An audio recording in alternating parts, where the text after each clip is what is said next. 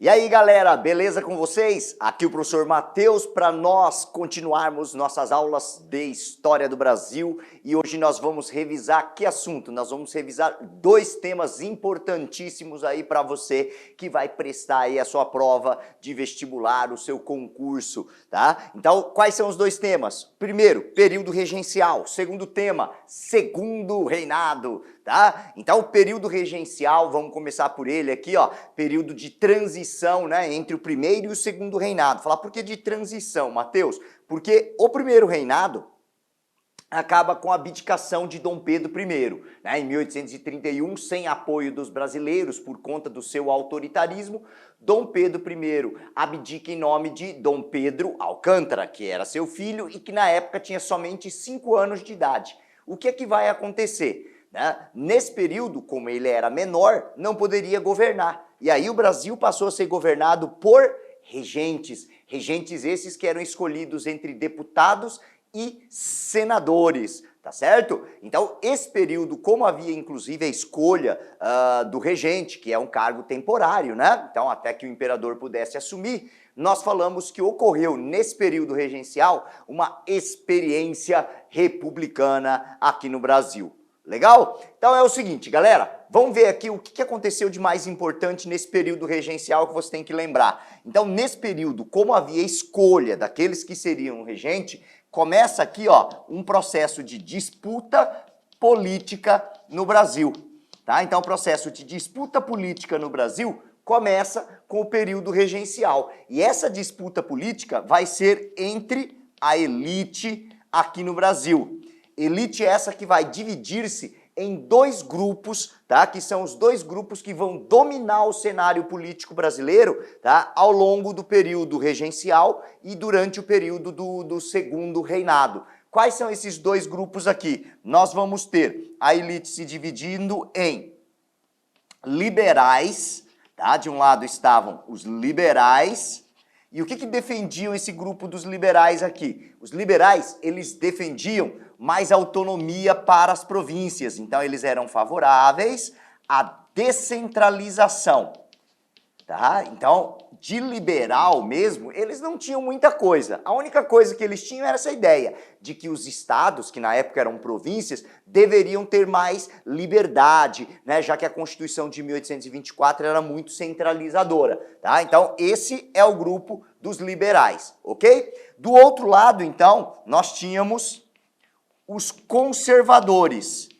Tá? Então, do outro lado, nós temos os conservadores. Quem é conservador, ele quer mudança? Não, Matheus, quem é conservador não quer mudança, não é assim? Então, eles eram favoráveis à manutenção do que a Constituição estabelecia, que era um poder centralizado, tá? Então, eles eram favoráveis à centralização, sem conceder autonomia para as províncias. Então, esse período regencial, basicamente, o que você tem que lembrar? É quando nós vamos ter a organização dos primeiros grupos políticos, daquilo que vai dar origem aos primeiros partidos políticos aqui do Brasil. Mas olha só, viram que eu coloquei aqui, ó, a disputa política é entre a elite, certo? Certo. Então não havia diferença ideológica entre eles. Ambos os grupos, eles defendiam a manutenção daquela estrutura, que era a estrutura elitista. Então, ambos aqui, ó, eles eram escravocratas. Tanto liberais quanto conservadores eram escravocratas. Outra coisa, tá? Tanto liberais quanto conservadores eram monarquistas. Uma pegadinha muito comum de aparecer nos vestibulares é dizer assim para vocês: olha só, os liberais, eles pelo fato de serem influenciados pelos ideais iluministas, eram favoráveis à abolição e à república aqui no Brasil. Certo ou errado? Errado. Tá? Tem uma frase que vai surgir no segundo reinado que marca, né, essa disputa entre esses dois grupos aqui, que é uma frase que a gente utiliza até os dias de hoje. Sabe qual é essa frase? É essa, ó. Eram todos farinha do mesmo saco. não havia diferença entre eles, porque ambos eram escravocratas, monarquistas e elitistas. Ou seja, de que elite? Da elite agrária aqui do Brasil. Ok? Então, essa é a primeira coisa que vocês têm de se lembrar aqui sobre esse período, que é o período regencial. Tá entendendo? Legal? Muito bem. Então, fruto dessa disputa aqui, tem algumas coisas que vão acontecer muito importantes nesse período, que é o período regencial, que é legal e que costuma também aparecer na prova. Sabe o que costuma aparecer? Para tentar equilibrar essa disputa, para tentar, né, evitar uma briga um pouco mais contundente entre liberais e conservadores, eles fizeram algumas concessões de ambos os lados. Então, algumas coisas que nós vamos ter aqui nesse período aqui, ó, vai ser alteração na Constituição. Então, nós vamos ter uma alteração na Constituição do Brasil, tá? Então, a alteração na Constituição, sim. Vamos ter uma emenda constitucional. Isso daí foi feito, eu vou colocar entre parênteses, através do chamado Ato Adicional de 1834. Tá? Então, o Ato Adicional de 1834 estabelece uma grande mudança, né, a primeira grande mudança na Constituição do nosso país. O que ela estabelece? Ela estabelece o seguinte: ela transforma a regência trina. Tá? Então, os cargos de regentes eram de 3. Tá? Então, nós tínhamos 3 regentes aqui no Brasil. Só que 3 regentes é como se eu falasse assim que nós tivéssemos 3 presidentes da República. Imagina, cada um pensando de uma forma, a coisa não ia funcionar. Tá? Um já é difícil, imagina 3. Então, por isso, tanto liberais quanto conservadores, eles eram, então, em consenso, favoráveis a essa mudança. Então, a regência era trina. Então, a regência trina passa a ser una. Tá? Então, eram 3 regentes, muda para um único regente. Isso foi uma coisa importante em termos de organização. Outra coisa que ele estabelece, a escolha do regente vai ser através de eleição direta. Tá? Antes a escolha era feita pelos deputados e senadores. Agora não. Todos aqueles que têm o direito de votar aqui no Brasil poderiam escolher os regentes. Agora, responda para mim. Todos poderiam votar aqui no Brasil? Todas as pessoas eram consideradas cidadãs? Aí você fala, claro que não, Matheus. Somente aqueles que conseguissem provar que tinham uma renda equivalente a 150 alqueires de mandioca. Por quê? Porque o voto aqui no Brasil era censitário. Então, a participação nessa eleição direta era somente para aqueles que se enquadravam dentro desse contexto. E outra coisa importante aqui, ó, nós vamos ter a criação das assembleias legislativas provinciais.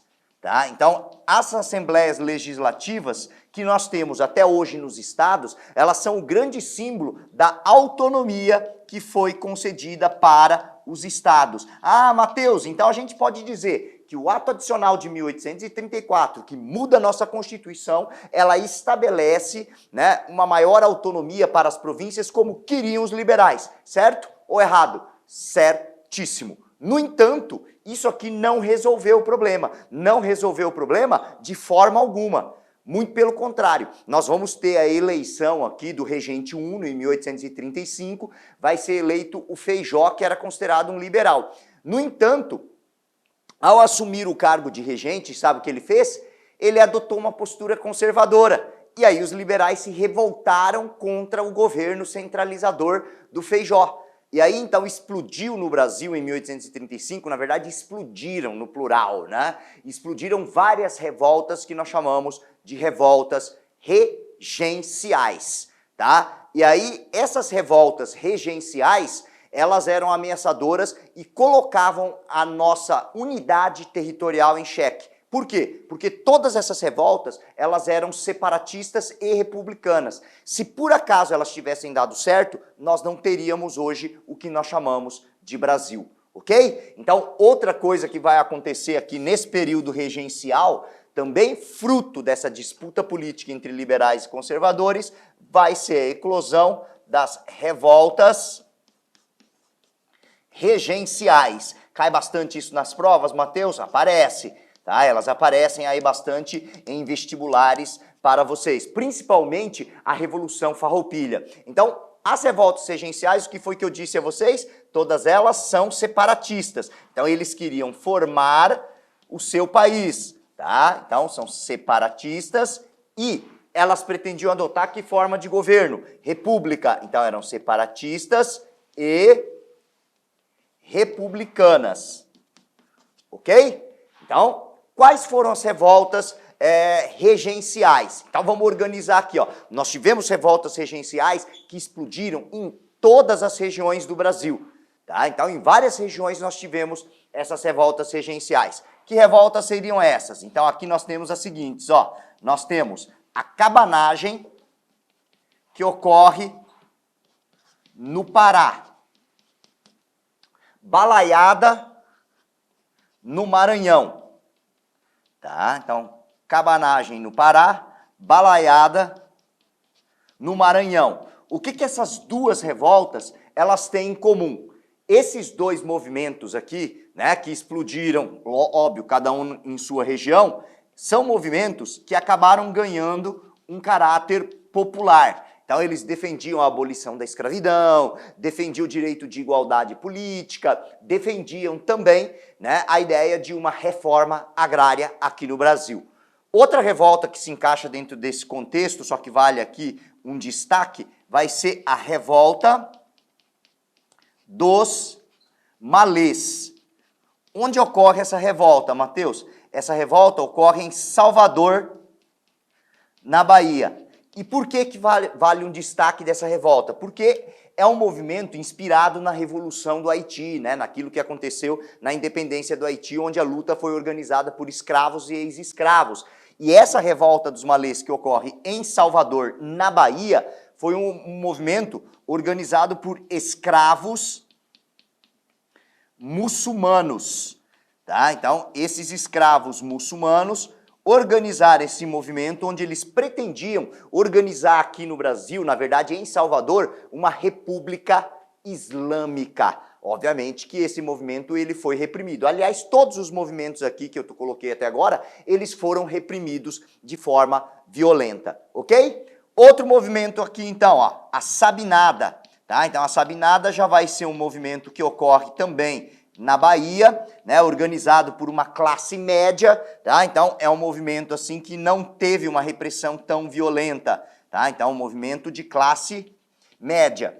E a mais famosa de todas as revoltas regenciais, que vai ser qual? Que vai ser a Revolução Farroupilha, Guerra dos Farrapos, que ocorreu onde, Matheus? Que ocorreu no Rio Grande do Sul. Foi a mais longa das revoltas regenciais, ela vai de 1835 até 1845, ela consegue se estender até Santa Catarina, tá? Então é um movimento que chega até Santa Catarina e contou com a participação do cara que promoveu também a unificação da Itália. Sabe quem é esse cara? Giuseppe Garibaldi, tá certo? Então esse foi o movimento da Farroupilha, esse foi o movimento de caráter elitista. Então, esses são os movimentos que resultaram dessa disputa dos governos regenciais, da insatisfação, né? Todos eles são por causa disso, da insatisfação com o governo regencial. Para finalizar, então, aqui para vocês, vou até escrever aqui, ó, bem no cantinho mesmo. Para finalizar, você sabe o que evitou que essas revoltas regenciais se espalhassem por todo o Brasil? Exatamente o seguinte: o que evita isso vai ser colocar no trono o jovem imperador com apenas 15 anos. Então, o golpe da maioridade que vai conduzir ao trono o jovem imperador Dom Pedro II, com 15 anos, para resolver essas tretas todas que ocorreram em virtude do quê? Em virtude da falta de capacidade da nossa elite de governar. E aí você deve estar se perguntando, Matheus, esse menino de 15 anos, ele conseguiu resolver esse problema? Conseguiu resolver esse problema. Aliás, é o que eu vou falar aqui para vocês agora, né? Então, sobre o segundo reinado. Então, o segundo reinado vai ser um momento em que esse menino de 15 anos que assumiu essa bronca louca aqui, né, movimento separatista em todo o Brasil, vai conseguir trazer estabilidade política, né, e consolidar a nossa independência e vai consolidar a nossa unidade territorial. Legal? Vamos ver aqui então? Vem comigo aqui, tá? Eu ia falar que é o Felipe, Felipe não é o Felipe, hoje é o Alexandre, o diretor aqui, né, dessa super aula aqui na Sala do Saber. Mudou o seu diretor? Pois é, Felipe agora tá enricando, então quer dizer, ele só vem em outros horários aqui. Beleza? Galera, então aqui é o seguinte, vamos lá, vamos falar agora do que mesmo? Isso, do segundo reinado, tá? Então, quando ocorre o golpe da maioridade, Dom Pedro II assume e começa o segundo reinado. Segundo reinado que vai ser bastante longo, né? Ele vai de 1840 até a proclamação da República em 1889. O que é importante que a gente se lembre desse período aqui, que é o período do segundo reinado, Mateus? Em termos de política interna, tá? Então, em termos de política interna, é aquilo que eu falei agora para vocês. Um piazão de 15 anos assumiu uma bronca danada e conseguiu resolver esse problema. Então, em termos de política interna, nós temos estabilidade política, tá? Então, nós vamos ter a continuidade também da disputa entre liberais e conservadores. Porém, essa disputa entre liberais e conservadores estava sob controle de Dom Pedro II, tá? Então, em termos de política interna, é isso que se destaca. Em termos de política, na verdade não vou escrever política aqui, deixa eu pegar aqui então. Vou escrever economia, tá? Então, em termos de economia aqui para vocês. O que caracteriza o segundo reinado? A sua majestade, o café, né? Então aqui é quando nós vamos vivenciar, né, o desenvolvimento, o ápice, né, da cafeicultura aqui no Brasil. Então, em termos de economia, nós vamos ter a cafeicultura. Cafeicultura que vai promover uma série de transformações aqui no Brasil, né? Então, graças à cafeicultura, nós podemos colocar aqui, ó, elencar algumas coisinhas para vocês que são bem importantes, né? Então, quais seriam as consequências da cafeicultura aqui no Brasil? Então, nós podemos colocar, ó, por conta da cafeicultura, novas áreas foram ocupadas, surgindo e dando origem a novas cidades e transformando o que hoje é a cidade de São Paulo numa super cidade, numa megalópole, numa metrópole, consolidando a região sudeste como principal centro econômico desse país. Tá? Então, ocorre esse processo de urbanização, modernização. O que significa modernização? Telégrafo, ferrovia. Então, a primeira ferrovia construída, inclusive, pelo grandioso Barão de Mauá, foi construída com o intuito de facilitar o transporte de café, né? E também de produtos e de pessoas para as regiões cafeeiras. E aí, já que eu falei do Barão de Mauá, uma outra coisa que nós vamos ter aqui, ó, graças aos recursos da cafeicultura, vai ser o surto industrial. Pela primeira vez na história do Brasil, nós vamos ter um processo de industrialização, tá? E tendo como grande nome o empresário, né, que era o Irineu Evangelista de Souza, o Barão de Mauá, tá certo? E aí, então, aqui para finalizar, uma outra coisa também que vai acontecer vai ser o aumento da necessidade de mão de obra. E nesse período aqui, ó, principalmente a partir da segunda metade do século XIX, o movimento abolicionista ele começa a ocorrer de uma forma mais contundente. Em 1850, diante da pressão que o Brasil sofre da Inglaterra, nós tivemos que abolir o tráfico de escravos e isso criou, assim, uma necessidade de se introduzir trabalhadores livres. E aí esses trabalhadores livres foram os imigrantes europeus. Então aqui nós temos o início da imigração europeia para substituir o trabalhador escravo aqui no Brasil, tá? Sem mencionar dos outros interesses da elite, que era uma elite preconceituosa aqui no nosso país, que defendia a ideia, né, de um processo de branqueamento da raça, ou seja, uma política que é uma política de branqueamento, uma política eugênica. Legal? Então, isso aqui, ó, é o que nós temos sobre economia que se destaca nesse período do Segundo Reinado e que é muito importante que você se lembre, beleza?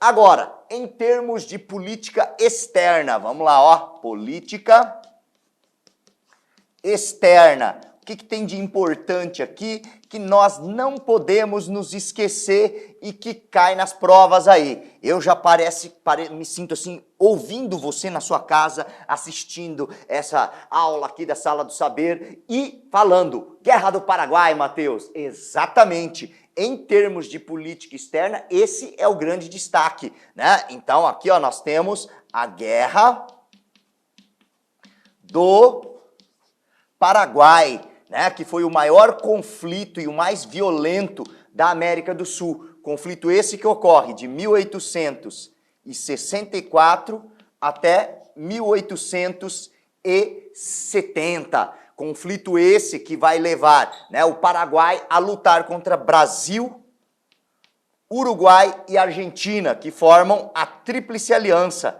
né? Então o Brasil vai participar aqui, ó, formando a Tríplice Aliança contra o Paraguai. Né? Quais são os países mesmo? O Brasil, aí você vai falar a Argentina.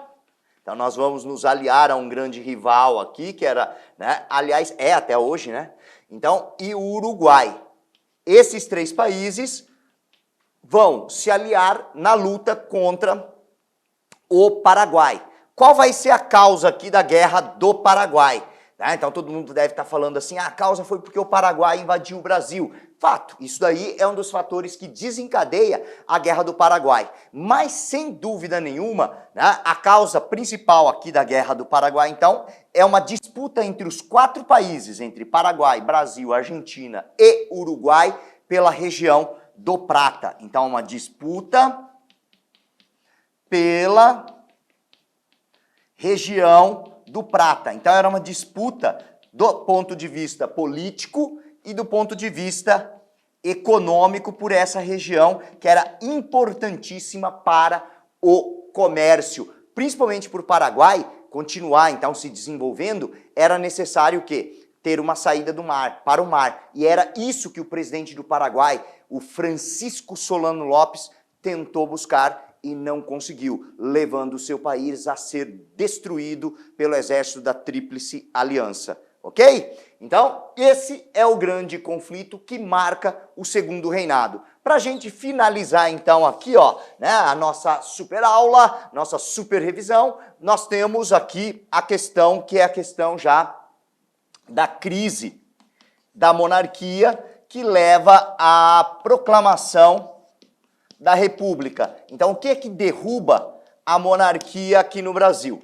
O que derruba a monarquia aqui no Brasil vai ser as transformações ocorridas, principalmente a partir de 1870. Então, nós podemos colocar aqui um destaque aqui, ó, vai ser a campanha abolicionista, que começa a se destacar principalmente a partir do final da Guerra do Paraguai. Então, por isso a gente diz também que a crise da monarquia começa após a Guerra do Paraguai. Então, a campanha abolicionista envolve a sociedade praticamente como um todo, gerando uma pressão muito grande sobre o imperador que estava acuado, né? Pressão essa que era interna, pressão essa que também era de outros países, e acabou levando à decretação das leis abolicionistas.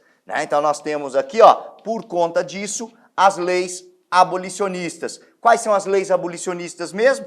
A lei do ventre livre, não é isso? Então, lei do ventre livre, que estabelecia que toda criança nascida de filhas, né, de mulheres escravas, perdão, seriam livres a partir de 1871, tá? Então, aqui depois nós temos a lei dos sexagenários, tá? Então a lei dos sexagenários é a lei de 1885 que estabelecia que todo escravo que miraculosamente conseguisse chegar até os 60 anos seria considerado livre, tá? E aí então a famosa lei que estabelece o fim dessa instituição horrenda no nosso país, que é a Lei Áurea, né, que foi assinada pela princesa Isabel e que decreta o fim da escravidão aqui no Brasil, ok? Então, essa situação toda aqui, né, da campanha abolicionista, ela desgastou bastante a monarquia. Monarquia é essa que vai perder apoio, né? Então deixa eu colocar um asterisco aqui, ó, para você, né, que vai acabar perdendo apoio de setores importantes nas chamadas questões, tá? Então as chamadas questões, que seriam a crise que a monarquia vai enfrentar com alguns segmentos aqui, né, importantes, que seria a questão militar, quando o imperador perde o apoio do exército, que queria mais participação política e não foi concedida. A questão religiosa, que vai ser quando a igreja retira o apoio à monarquia por conta da interferência do imperador nas questões da igreja, no chamado, né, por conta do chamado regime do padroado. E a questão abolicionista. A abolição da escravidão fez com que os fazendeiros escravocratas se sentissem traídos e, sentindo-se traídos, esses fazendeiros conservadores passaram para o lado, né, que era o lado da República, porque a partir de 1870 o movimento republicano também ganha bastante força aqui no Brasil. Qual vai ser o resultado dessa brincadeira? A monarquia se desgastou muito ao longo dessas últimas décadas, a partir de 1870, e inevitavelmente perde importantes bases de sustentação política, e aí o exército, aproveitando-se dessa fragilidade do imperador, no dia 15 de novembro de 1889, nós vamos ter a derrubada da monarquia, ou aquilo que nós chamamos de proclamação da República aqui no Brasil. Beleza? Então aqui, galera, nós terminamos essa super revisão aqui, né, sobre o período regencial e o período do Segundo Reinado. Espero que você que está conosco aqui na Sala do Saber tenha curtido essa aula e a gente se encontra numa próxima aí. Beleza? Um abraço a todos. Tchau, tchau.